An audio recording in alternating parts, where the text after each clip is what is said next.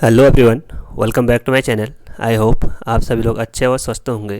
तो आज हम डिस्कस करेंगे उत्तराखंड एलटी एग्ज़ाम के लिए, जो कि यहाँ पे हम साइंस के पेपर को डिस्कस कर रहे हैं। उसमें हम यहाँ पे केमिस्ट्री के पार्ट को कवर करेंगे। तो इसमें आज हम हमारा 12th का फर्स्ट चैप्टर है सॉल्यूशन। इसमें आज हम कुछ क्वेश्चन को डिस्कस करेंगे।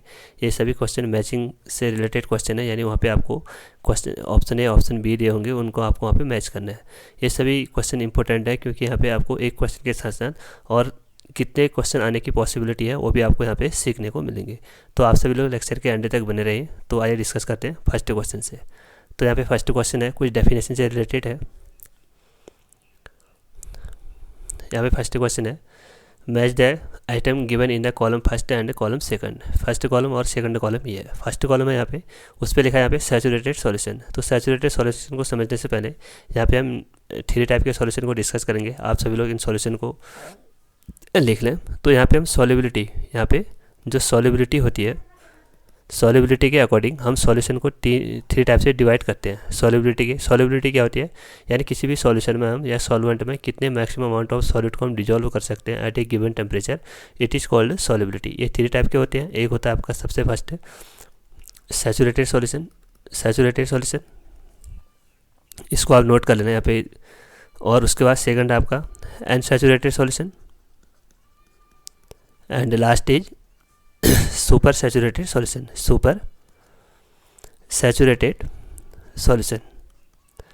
अनसैचुरेटेड क्या होता है, देखो, यानी किसी भी सॉल्वेंट में कितने मैक्सिमम अमाउंट ऑफ सॉल्वेंट यानी किसी भी सॉल्वेंट में कितने मैक्सिमम अमाउंट ऑफ सॉलिड को डिजोल्व कर सकते हैं, उसको बोलते हैं हम unsaturation. At a given temperature it is called unsaturation. Suppose यहाँ पे आपके पास 1 kg सॉल्यूट है, यानी 1 kg यहाँ पे शुगर है आपके पास, और आपके पास यहाँ पे 1 लीटर सॉल्वेंट है, यानी आपके पास यहाँ पे 1 लीटर वाटर है।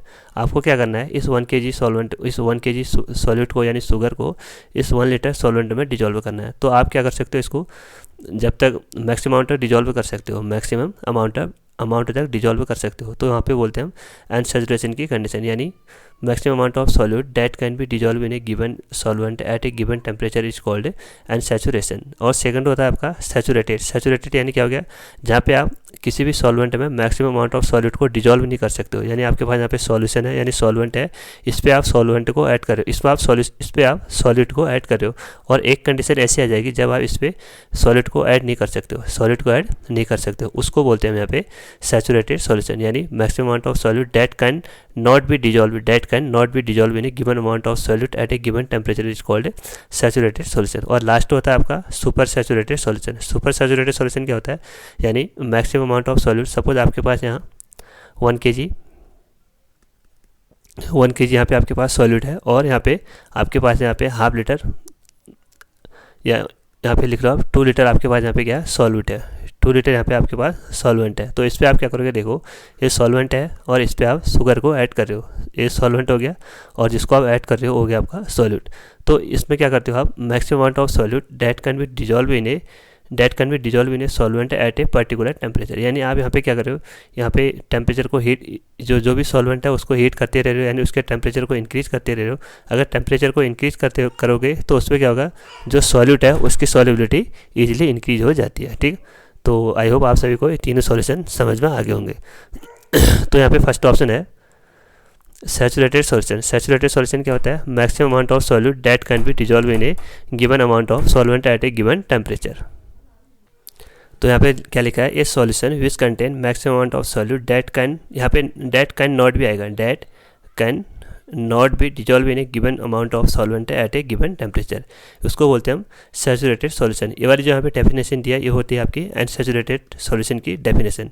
अनसैचुरेशन क्या होता है, जहाँ पे maximum amount of solute that can be dissolve in a given amount of solvent eight a given temperature. और सुपर सैचुरेटेड क्या होता है, जहाँ पे आप पर्टिकुलर टेम्परेचर पे, यानी जैसे आप किसी सॉल्वेंट को हीट करते हो तो वहाँ पे सॉल्युबिलिटी क्या होती है, ईजिली इंक्रीज हो जाती है। और उसके बाद सेकंड आपका बाइनरी सॉल्यूशन क्या हो गया आपका, जहाँ पे आपके 2 कंपोनेंट होते हैं, एक तो होता है आपका सॉल्यूट, सेकंड होता है आपका सॉल्वेंट। तो सेकंड का ऑप्शन हो गया आपका सी, और फर्स्ट का ऑप्शन क्या हो गया आपका डी। उसके बाद यहाँ पे देखा फिर आपका यहाँ पे आइसोटोनिक सॉल्यूशन को समझने से पहले यहाँ पे 3 टाइप के सॉल्यूशन फिर से हम डिस्कस करेंगे।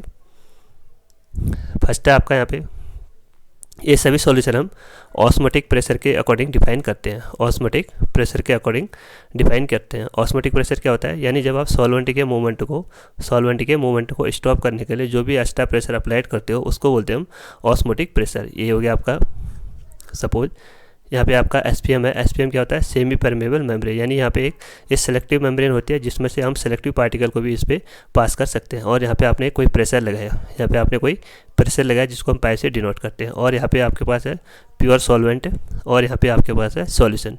तो एसपीएम क्या करता है, जो बीच पे यहाँ पे एसपीएम लगाया है ये ओनली सॉल्वेंट के पार्टिकल को सॉल्वेंट के पार्टिकल को पास होने देता है। जो एसपीएम क्या करता है, जो सॉल्वेंट के पार्टिकल है उसको यहाँ पे मूव करने देता है, यानी जिसका कंसंट्रेशन कम होता है उसके कंसंट्रेशन को यहाँ पे पास करने देता है, और जिसका कंसंट्रेशन ज़्यादा होता है उसके कंसंट्रेशन को इसमें से पास नहीं हो सकता।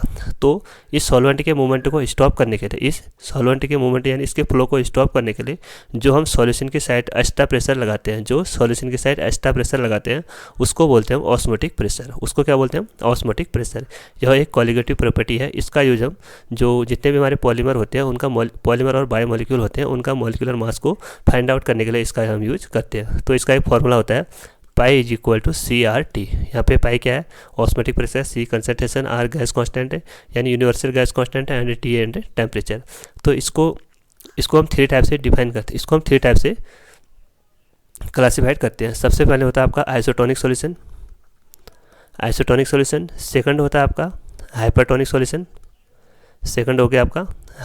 सॉल्यूशन, और लास्ट वाला होता है आपका हाइपोटोनिक सॉल्यूशन, लास्ट वाला हो गया आपका हाइपोटोनिक सॉल्यूशन।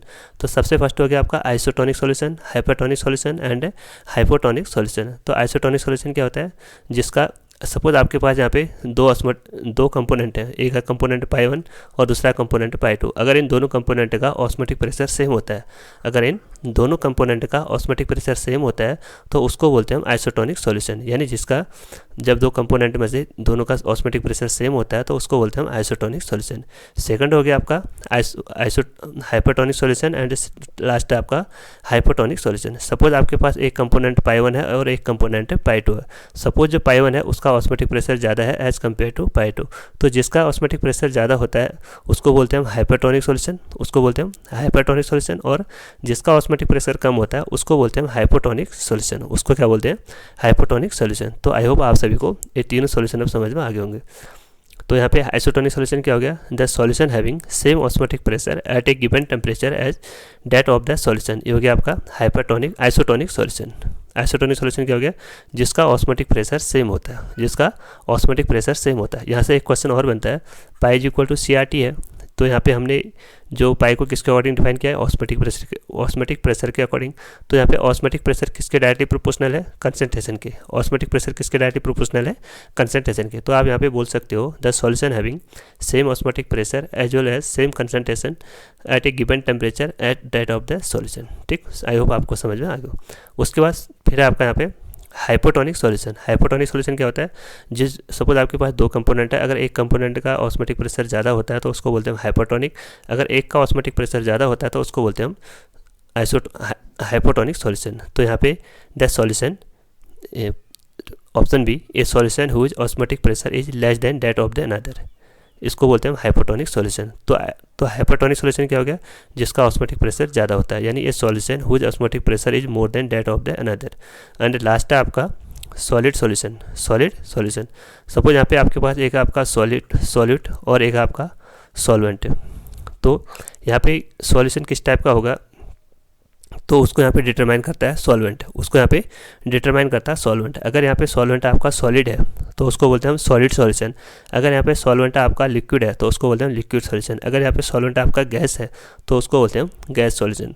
तो यहाँ पे गैस सॉल्यूशन क्या हो गया आपका, सॉलिड सॉल्यूशन क्या हो गया, जिस पर ए solution in which solid phase, इसको हम किसके अकॉर्डिंग डिफाइन कर रहे हैं, सॉल्वेंट के अकॉर्डिंग। जो सॉल्वेंट होता है वो फिजिकल स्टेट डिटरमाइन करता है।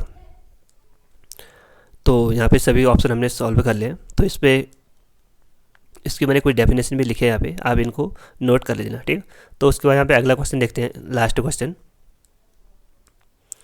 यहाँ पे भी हाँ इस टाइप के क्वेश्चन इंपॉर्टेंट होते हैं, इनको नोट कर लें। ये सभी हम यहाँ पे जो सॉलिड होता है, जो सॉलिड होता है जिसको हम डिजॉल्व करते हैं, और एक सॉल्वेंट है जिसमें डिजॉल्व करते हैं, ये दोनों आपस में मिलकर क्या बनाते हैं, सॉल्यूशन। क्योंकि जो सॉल्यूशन है उसके 2 पार्ट होते हैं, एक होता है आपका सॉल्यूट, एक होता है आपका सॉल्वेंट। सॉल्यूट क्या होता है, जो लेस अमाउंट में प्रेजेंट होता है, यानी लेस क्वांटिटी में प्रेजेंट होता है, उसको बोलते हैं हम सॉल्यूट। और सॉल्वेंट क्या होता है, जो मोर अमाउंट में प्रेजेंट होता है, उसको बोलते हैं हम सॉल्वेंट। और या आप इसको ये भी बोल सकते हो, सॉल्यूट क्या होता है, जो डिजॉल्व हो जो डिजॉल्व होता है सॉल्वेंट में, उसको बोलते हैं हम सॉल्वेंट, उसको बोलते हैं हम सॉल्यूट। और सॉल्वेंट क्या होता है, जिसमें सॉलिड डिजॉल्व होता है, उसको बोलते हैं हम सॉल्वेंट। तो सबसे पहले यहाँ पे आपका सोडा वाटर, सोडा वाटर, तो इसको आपको सॉल्यूट और सॉल्वेंट के अकॉर्डिंग डिफाइन करता है। तो सोडा वाटर क्या हो गया तो वाटर, यानी वहाँ पे सॉल्वेंट तो आपका वाटर हो गया, और सोडा यानी गैस, गैस को आप किस में डिजॉल्व कर रहे हो, लिक्विड में। जैसे आप कोल्ड ड्रिंक वगैरह पीते हो, सॉफ्ट ड्रिंक, तो उसमें जो CO2 गैस है वो किस पे डिजॉल्व होती है, लिक्विड फेस में, CO2 डिजॉल्व इन लिक्विड। तो इस पर कौन सा है, यानी गैस डिजॉल्व इन लिक्विड, कौन सा हो गया, ये सॉल्यूशन। सोडा वाटर किसका हो गया, एक gas, A solution of A gas in liquid, यानी ए का ई ऑप्शन, ए का यहाँ पे ई ऑप्शन।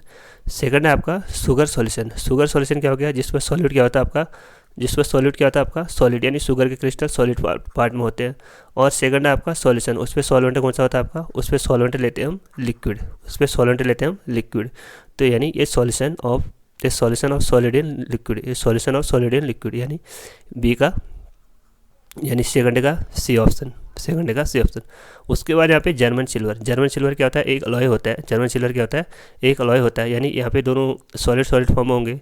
तो इसको क्या लिख सकते हो आप, ए solution of solid in solid, A solution of solid in solid. ये 3 कंपोनेंट से, ये 3 एलिमेंट से मिलकर बना होता है, कॉपर, जिंक, निकल। ये तो कभी डायरेक्ट पूछता है कि जो जर्मन सिल्वर है वो कौन कौन से अलॉय से मिलकर बना होता है, यानी कौन से एलिमेंट से मिलकर बना होता है, कॉपर, जिंक एंड निकल, कॉपर, जिंक एंड निकल, ये जर्मन सिल्वर के कंपोनेंट होते हैं। उसके बाद यहाँ पे आपका एयर, एयर क्या होता है, जिसमें बहुत सारी गैसें आपके आपस में मिक्स रहती है। तो उस पर आपको क्या करना है, गैस, सॉलिड भी गैस रखना है, और लिक्विड जो सॉल्वेंट है उसको भी गैस रखना है।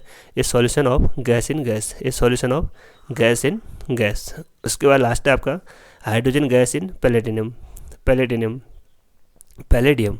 तो हाइड्रोजन गैस यहाँ पे जो सॉलिड है आपका गैस हो गया, और जो पैलेडियम है वो सॉलिड फॉर्म होगा।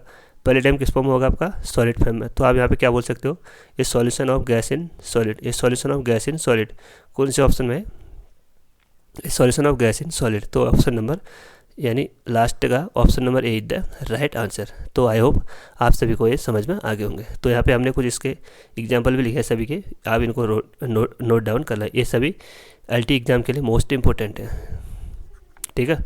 तो यहाँ से एक क्वेश्चन आपका अवश्य बनेगा। तो आई होप आप सभी को आज का लेक्चर समझ में आ गया होगा। तो अगर आप इस चैनल पर नए हो तो चैनल को जरूर सब्सक्राइब करें, और अपने दोस्तों के साथ ज़्यादा से ज़्यादा शेयर करें। Thank you. इसका अगला पार्ट हम जल्दी लाएंगे।